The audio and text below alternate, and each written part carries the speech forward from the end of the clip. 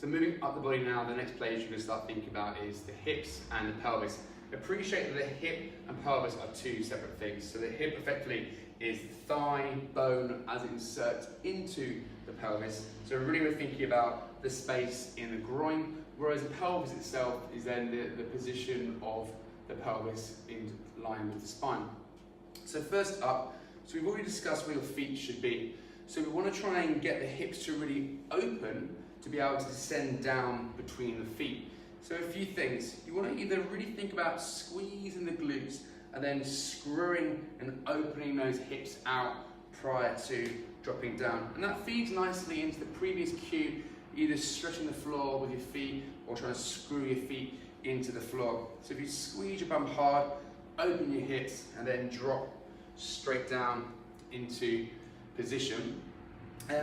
Currently American way to coach is they say to open your tank. So just to think of your groin opening out prior to dropping as well.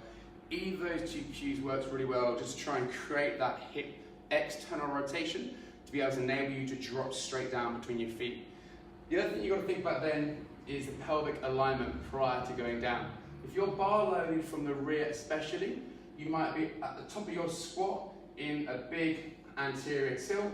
So you're going to want to sort that out before you squat down. So you want to go glutes on, tailbone tuck. Squeeze your glutes, open those hips out. And then from there, you want to drop down into your squat. And I'm going to suggest you're going to want to rethink of that cue for every single rep whilst you're learning how to squat.